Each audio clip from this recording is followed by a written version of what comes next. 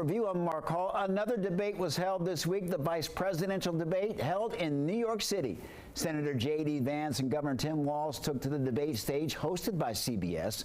The debate focused around policy, including tension in the Middle East, immigration, the economy, and abortion. Pro-women. We're pro-freedom to make your own choice. Let the individual states make their abortion policy, and I think that's what makes the most sense. And returning to Capitol Review is Sarakshi. She's the Director of Audience Development and Head of Social Media with our media partners at The Hill. Sarakshi, welcome back. Thanks for having me. Great to be back. Well, we're happy to have you. After 90 minutes, who do you think won, or was it about style points, or there weren't really that many got you moments? There were some moments. There were some moments, but it was a largely civil debate that we saw between these two vice presidential nominees. Right now, there were a lot of people expecting gloves to come off, but the gloves largely stayed on, and they had a very civil debate that a lot of Americans thought was a nice change from the debate that took place between former President Trump and Vice President Kamala Harris last month. So, you know, largely, I think the view has been that J.D. Vance really came out looking like the winner after yesterday's debate. He, didn't have stumbles. He looked very reassured, and his answers, he managed to bat away a few tricky questions with ease, and it showed his skill as, a debater. And so even according to polling from CBS right after the debate, it was very close, but Vance just slightly edged out Walz as the winner, and viewers thought that he outperformed Walz as well. Well, Walz seemed a little nervous at the start, but he seemed like as time went on, he got more and more comfortable. What do you think were some of his big moments?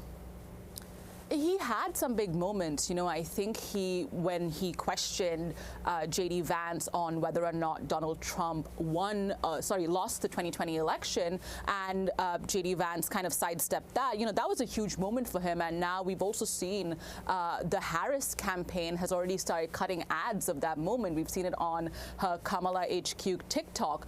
So that was a really big moment for him. But one of the places where he really stumbled was his answer on China, when he was asked by the moderators to kind of clarify his past comments on being in China during the Tiananmen Square massacre. And what he said was that he misspoke, and he left it at that. But that was a huge kind of moment for him that really saw him stumble. Sarakshi, some people say that the vice presidential debate doesn't matter. Others say it does, because if something were to happen to the president, then that person would then take over in the Oval. That's right. Traditionally, the vice presidential debate doesn't really move the needle. And in this case, it's really not going to move the needle, in this race. I think largely people have made up their minds as to who they want to vote for. But what this does show is that it's the last time these two campaigns will really face off against each other on the debate stage.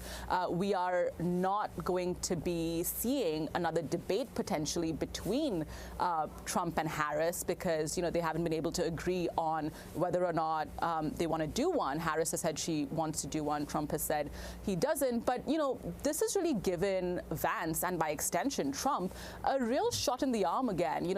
Vance had a few controversial moments, and he really needed a good debate to kind of move the needle and move the momentum kind of back towards the Trump-Vance campaign. And that's what he's done effectively with this debate. So while it doesn't move the needle a lot, it's given them some fresh burst of momentum in their direction, given everyone thinks that he won last night. Sarakshi, if we don't see any more debates, are you expecting both campaigns between now and November 5th to just saturate, especially the swing states, with their campaign ads?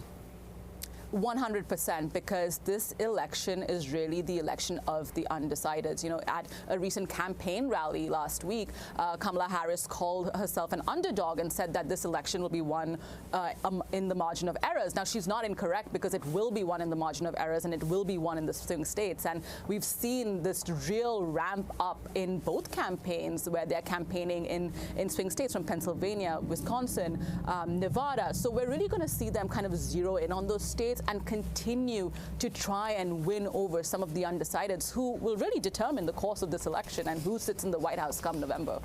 Sarakshi Rai, thank you very much for joining us.